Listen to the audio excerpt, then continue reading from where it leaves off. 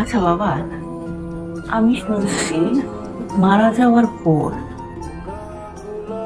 কিছু কিছু অঙ্গ অন্য মানুষকে দিলে পরে তারা সুস্থ হয়ে যায়, সত্যি? হ্যাঁ সত্যি। তাহলে আমি মরে গেলে না, আমার চোখ তারপর আর যা যা তুই কাউকে দান করে দিস। না এসব কি বলবো, আমি 1000 বছর বেঁচে থাকবো। আরে জন্ম নিলে তো মরতে হবে, এই মরে যাওয়ার পরে বলছি। আমি মরে গেলে তুই আমাকে মানুষের জন্য দান করে দিস, তাহলে অনেক দোয়া পাবো আর অনেকেই ভালো থাকবে।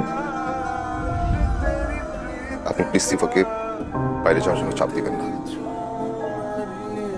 আমি ওর চোখের দিকে তাকালে আমার মায়ের কথা মনে পড়বে। প্লিজ আপনি সিফাকে আমার থেকে দূরে সরিয়ে দিবেন না। দেখো রবিন, আমি তোমার কাছে ঋণী। মানে বিশ্বাস করো, আমরা কেউ জানতাম না যে ওই পেশেন্ট তোমার মা ছিলেন। উনি অ্যাক্সিডেন্ট করে হাসপাতালে যখন আসে তখন ওনাকে বাঁচানোর জন্য আমরা যথাসাধ্য চেষ্টা করেছি। ওনার আত্মীয় স্বজন সম্পর্কে আমরা খোঁজ খবর করেছি, কিন্তু কেউ আসেনি, কাউকেই পাওয়া যায়নি। এর মধ্যে আমার হাসপাতালের এক ডাক্তার আমাকে বলল যে ওই পেশেন্টের কর্নিয়ার সাথে আমাদের সিফার কর্নিয়া একেবারে মিলে যাচ্ছে। তো আমি প্রথমে মানা করে দিয়েছিলাম। তারপর ভদ্রমহিলা যখন মারা গেলেন তখন আমি কারো অনুমতি ছাড়াই একটা অন্যায় করেছি। তো অন্যায়টা করেছি আমি আমার মেয়ের জন্যে, এবং সেই অন্যায়ের কারণে আমার মেয়ে আজকে পৃথিবীর আলো দেখতে পাচ্ছে।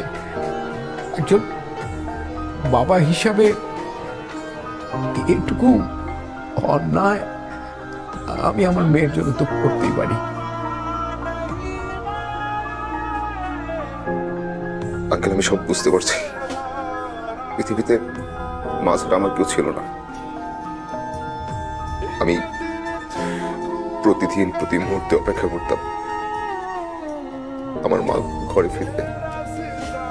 আঙ্কেল আমার মা বড় উপকারী ছিলেন, উনি চাইতেন ওনার দ্বারা মানুষের উপকার হোক, সেটা হোক মৃত্যুর পরে।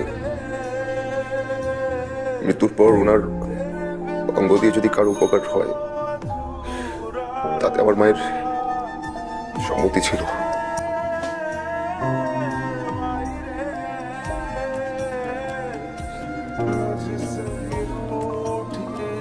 মায়ের কবরটা কোথায়?